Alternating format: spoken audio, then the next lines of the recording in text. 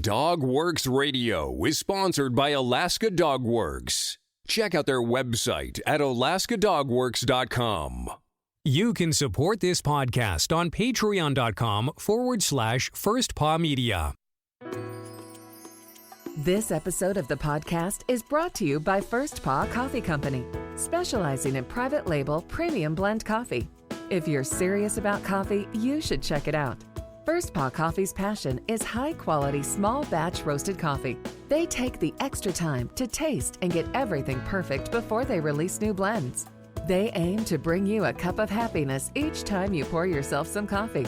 Find out more at ak.dog/free and enter for a chance to win some First Paw Coffee prizes, a book from our collection, and tote bag. One winner will be selected at random each month. That's ak.dog/free. From First Paw Media, sponsored by First Paw Coffee Company, this is the Dog Driver Show. Visit our website at dogworksradio.com. Now here are your hosts, Robert Forto and Kourosh Partow. Hello and welcome everybody. This is Robert and I'm here with my co-host KP and we are the Dog Driver Podcast.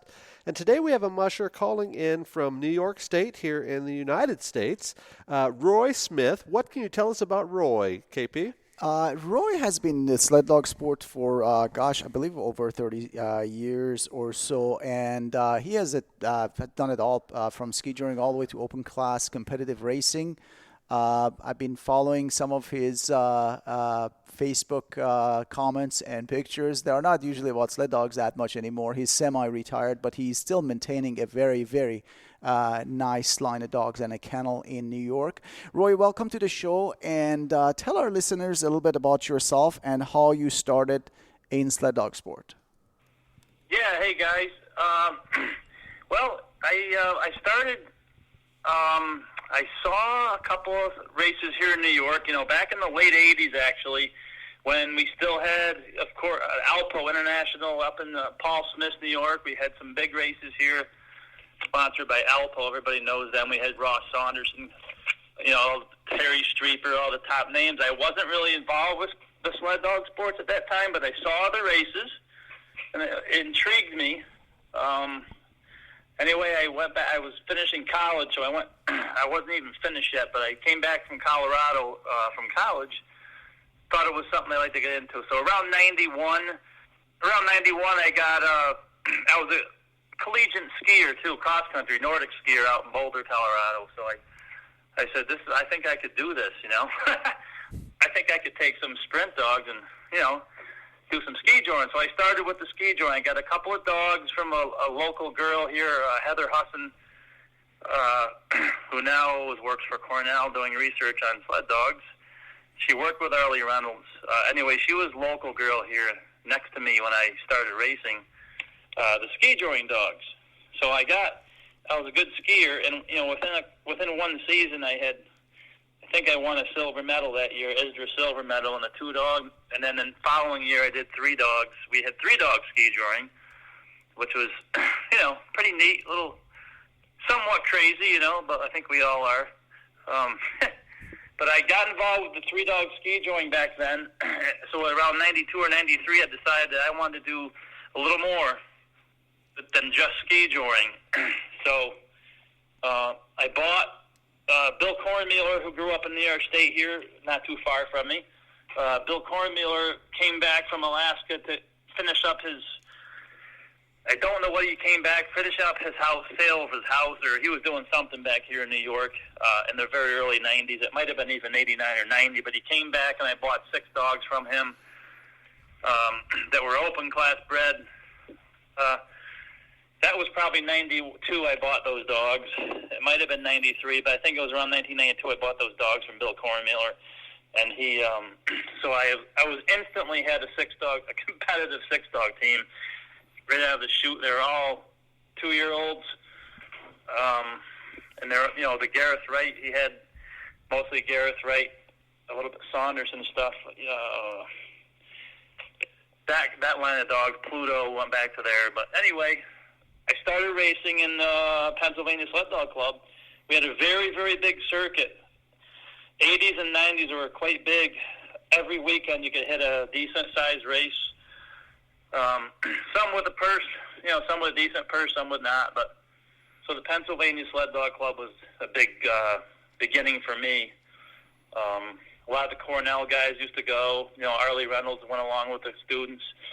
John Molberg was a big pusher of that club. So, but after about a season or so, I wanted to get in some bigger races and a little more competitive mushers. So I started going to New England Sled Dog Club's races with the 6 dogs. But in New England, they kind of pushed it. I'm not saying pushing isn't like you got to do this, but they kind of pushed the open class. They said, this is the premier, you should try to do open class eventually. And I said, maybe, yeah. So within 3 seasons, I was doing 8-dog class and doing quite well in New England. Have not hit Canada yet, but so the New England club kind of pushed me into the open class.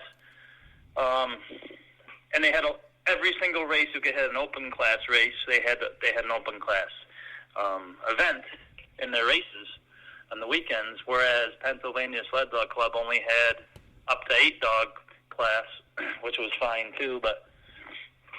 And I still maintain my core ski joring dogs that I wanted to try to excel at the ski joring. And it took off in the 90s. I had been doing it early on, and it kind of took off in the East Coast here. Ski joring got really, really big. A lot of them, 20 to 25 people in the class. Had a lot of these in Maine, especially up in Maine and New Hampshire. They had some big races. But so that's kind of a nutshell. I developed my core of open class dogs with the same dogs I started from Cornmuller. They're all open class bred dogs. So I started dabbling in that. Don't ask me what years it was. It was the mid to late 90s I started going. I had a pretty good solid dog team, usually 12 or 16 dogs, all throughout New England. And I did quite well, top 3 or 4. But there was, there's 6, 7, 8, sometimes 8, maybe 10 at the very most open class teams in New England, and it kind of maybe that was the era that it started kind of pettering off in New England, minus Laconia. That was the biggest one. Obviously, the Canadians come down for Laconia, but that was obviously a big, big thing even in the 90s. So I started to do fairly well, and people were like, hey, if you really want to test your dog team, go up to Quebec. Quebec's where it's at. They said Quebec is the circuit to go with open class and 8 dogs, even 6, especially 6. 6, 8, and open. So I started venturing into Quebec to test my team, see how I would do it, and it just went, it skyrocketed from there. I started doing a couple more breedings because now I realize, wow, I don't think my dogs are as good as I thought they were. And back then in Quebec, and I believe that it still is to this day, to test your open team, you go to Quebec, and it's extremely competitive. 25 to 30 dog teams in the open class every single weekend. And that's where it was at for me. I said, this is, whether I finish 10th or dead last, or I want to develop my team here and see, competitive nature and see how I do. And I still race New England. You can't shut out your local clubs, support them. But for the bigger races, I went up into Quebec, and 40 dog teams in a lot of those races back in the 90s. There 40 open class sled teams almost every weekend. It's unheard of. I think it's pittered out a little nowadays, but it just got my spark. I had some ups and downs, and what happened was I started developing these back and neck issues, and where I couldn't walk, and I said, well, so I had to sell some dogs, but I kept the core. I still have the core of, I kept going.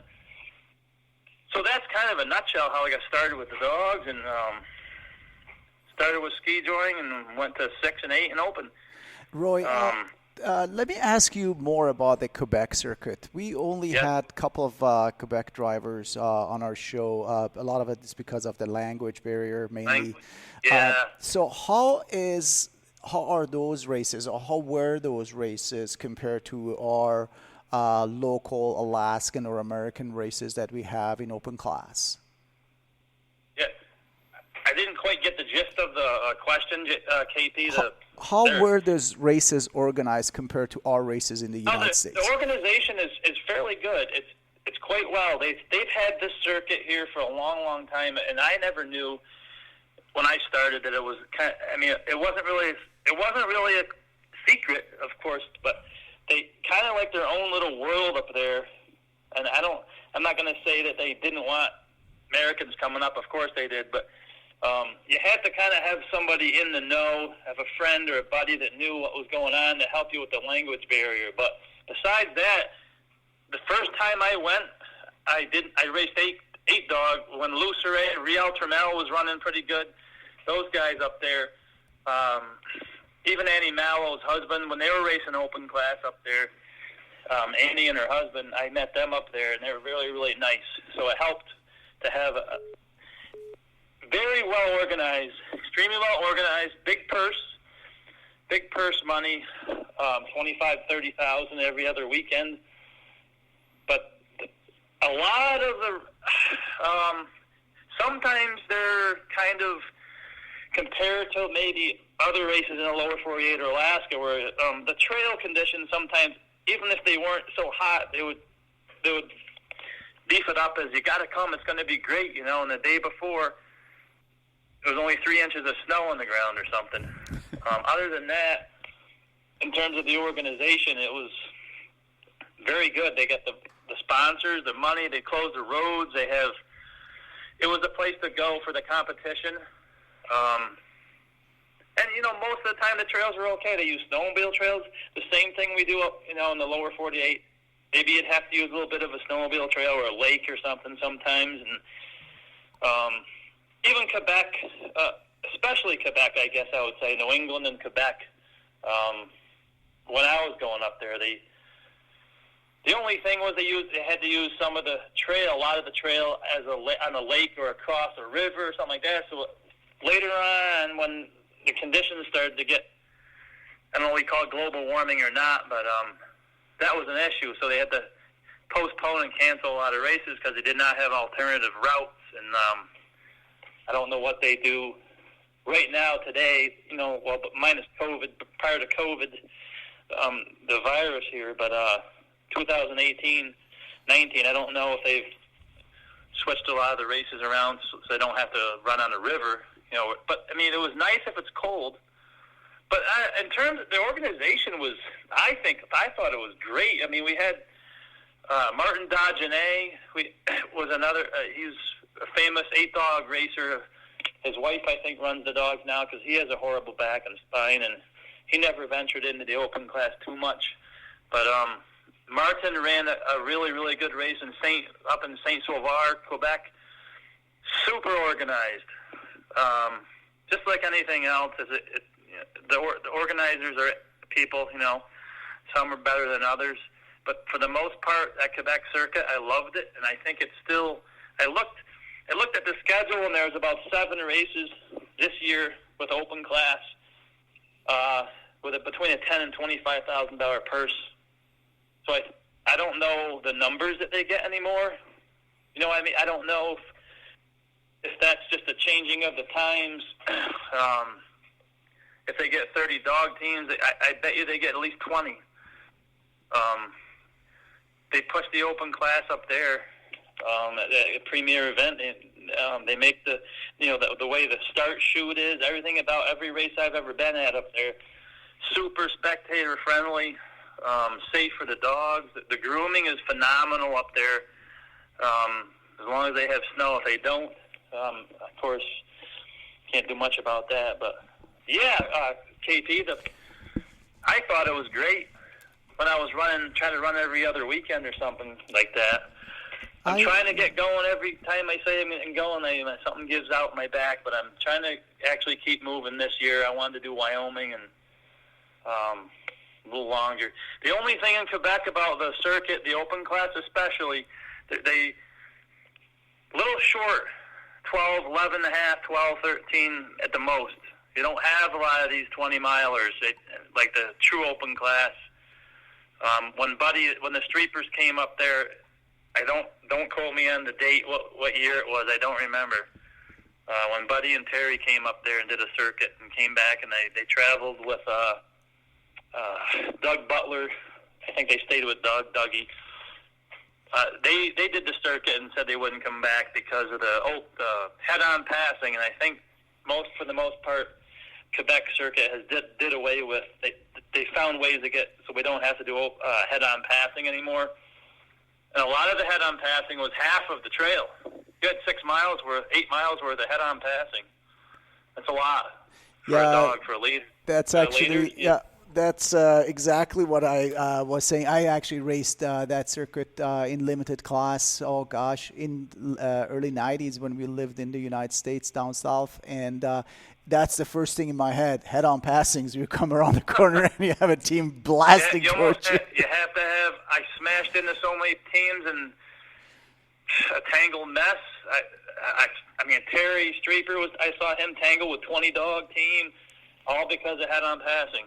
But I think they did away with that. For the most part, I think you usually didn't have too many issues, but when you did, it was bad, you know what I mean? It was just... It was bad. But I think they did away with that. Between that and the short mileages, but what can you do, you know? I mean, open class, if they want to have the show, you know, so to speak, the big show of dogs and spectators, a 12-mile trail isn't very long, but that was the only thing I noticed. And I wasn't quite super tuned into. I mean, I wish I could have had reached my top form with the dogs. I was almost there. You know, I was getting to where I think I could get the top 5 or something in a 40-dog heat, which is pretty good. But had to have neck surgery, and I've had heart attack. I've had all kinds of issues here. Roy, older. tell me about your dogs that you have. You've experimented some new lines, and that's what you have at home, I believe. What is the background behind those dogs? Yes, unfortunately, I've never had a chance to prove what I had, and I believe I can. I have the second generation right now. I lost the original line, the original one I had. He got old, but I studied it very, very hard. Everybody's done this, you know. Don Johnson, Streeper, not Terry, Eddie Streeper, the Gun Greyhounds, and all that. Everybody's done all that. Salukis, Kenny Chesik's working with one of them. Everybody's done it. But I'm like, how come nobody has tried a sighthound that's already been crossbred 3 or 4 times already? In other words, a staghound can be anything. Lurcher can be anything, but any of the sighthounds. So I studied it, and I got a hold of a guy out in Idaho who's world famous for these hunting staghounds that hunt all day long. Minimum of 4 hours at 15 miles an hour, he said they go behind a motorcycle. He said they all got to go 15 miles an hour for 4 hours. I said, really? I said, maybe that's the sighthound I want, because they're going to be faster than the average dog by far. They're going to be tough. He said they have tough feet. So I bought one of those dogs out in Idaho from a guy named Larry Bull, world famous, not for sledding, but so I bought this male that was one of his endurance dogs. He said that, 4 hours they run for. And then when he calls them up with a whistle, they chase elk at who knows, 30, 40 miles an hour after running for 3 hours. But so incredible staghounds. Most lurchers are, but this particular line was proven on a world level for hunting for hours and hours and hours. And with tough feet, that's one of the biggest things, tough feet. So I bred this dog, and I said, I'm going to try it. I said, I haven't done this ever before. Mostly you breed with any kind of dog, whether it be hunting dog or bird dog or sled dog, you want to kind of breed proven stuff to proven stuff. But I said, I'm going to try it. So I bred already had bought an Ellis, a pup from Eggle Ellis's dog yard at a Tina. Timmy had Timmy in it. Timmy was the father. So I had that young female who was one of my best leaders I've ever owned. So I said, I'm going to breed it to the best of the best. I'm going to breed this staghound. It would have been 13, so it was 12 years ago. This would have been maybe 13 years ago, I believe, at the F1, the first cross generation of these dogs. And I said, I'm going to see how it goes. So everyone in the first generation came out exactly the same size, almost the same weight, same temperament. Everything came out true to type of the father, not the mother. So I'm like, well, that was perfect. Light-boned, medium weight, 55 pounds, tall, leggy, houndy-looking dogs. So I started to develop. They just instantly took to it, to the line, just like a sled dog. You know, they took to the pulling and the running, and they, at 3 years old, I decided to start testing them to some distance with some speed, kind of like the old stage race. I wanted to see if they could go 30 miles, these dogs. So I've been testing, obviously not on a racetrack yet. I couldn't get out to a circuit. It was a bad year for snow that year, but as 3-year-olds, they were running about 27 miles, never missed a beat, every single one of them. I said, these dogs are phenomenal. These are incredible athletes. I got to get them out on the circuit and try to see. They can do anything from 10-dog sprint, you know, 22 miles an hour up to, assuming the trail conditions are good. We have a lot of hills here, so it's tough to get a nice perfect track around here. But when you do, when the conditions are all right, they can run 15 miles an hour for 30 miles. I mean, that's right in the money. That's fast Wyoming speed right there. That's top-end phenomenal athletes. Not many leaders came out of the bunch, however, so that would be a negative of that breeding. Two or three out of the 8. I had 9, one passed when he was a pup. I had 8 of them in the litter, and I think 2 ended up being good leaders, real good leaders. In terms of, we had teams training up here, dog teams all over the place. Some that they just didn't even blink, went right by them. So I said, these are phenomenal dogs. Feet were all pretty good too. Feet were tough. I don't know why nobody tried. Maybe somebody have tried stag. So you have what the guy did originally 30 years ago was he bred in these Saluki, Greyhound, and a Scottish Deerhound. That's what they are. So they're a third of the father was a third of that, but they were all proven hunting.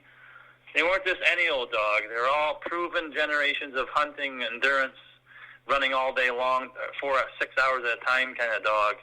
And I said, if everyone in the line is like that, then why not try it versus just trying some guy's Greyhound crossed.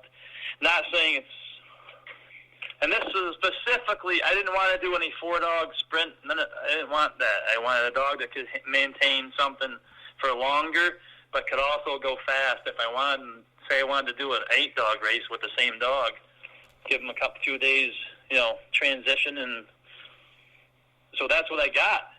And I started having more health issues. I said, I'm not going to breed dog again. I can't have 50 dogs here. So I kind of sold a bunch of other dogs and kept the same line of dogs, and I still have 6 of those original 8 here.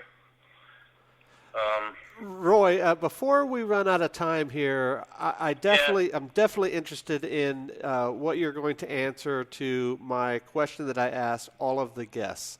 And if you've heard our podcast, you probably know what's coming. And that is, if a person's just getting involved with the sport and they come to you for one piece of advice, what would you tell that person? Yeah, if they're looking for advice for sled dogging, you mean getting into it or trying it, or any advice at all would be just, take it day by day, start slow, get as much advice from other people as you can, like I did, a bunch of people. Don't just listen to one person. Look around, check all the dogs out, different kinds of dogs. I think that's the best advice I could give anybody is don't jump into anything. Just like in life, don't jump right in until you kind of get a feel for what's going to happen. When in the end result. Right. Yep. That's good advice. Definitely know your cards before you place a bet. That's for sure. KP, anything else? KP, anything else before we go? Roy, wanted to thank you for the last 20-30 minutes we spent together. Good luck with the training, and good luck with the rest of the season. And hopefully, we'll see you soon back on the runners at the Wyoming race. Thank you. I hope to get out if things go well. I should be get moving again here. Very good. Very good. Well, Roy, thank you very much. And on behalf of our guest today and my co-host, this is Robert for the Dog Driver Podcast. We will see you guys next time. Goodbye. This episode of the podcast is sponsored by First Paw Coffee Company. Learn more at firstpaw.coffee. From First Paw Media, this is the Dog Driver Show. We hope you enjoyed this podcast, and we invite you to subscribe in Apple Podcasts, Spotify, Stitcher, or wherever you get your podcasts. You'll find a link on the episode notes. You can tap or swipe on the episode cover art, and you can see some offers from our sponsors. You can support our show by supporting them. If you like what you have heard, we would love it if you could give us a 5-star rating and tell your friends how to subscribe too. Your hosts are Robert Forto and Kourosh Partow. Our producer is Robert Forto and created for First Paw Media. Did you know that Alaska Dog Works trains service dogs for those in need throughout North America? Each and every service dog that is trained through the Lead Dog Service Dog Program and Michelle Forto and her team has an individual training plan. We train for autistic, mobility, psychiatric, and PTSD for our soldiers for service work. If you know of someone that may need a service dog, please take a moment and check out Alaska Dog Works on social media and at alaskadogworks.com.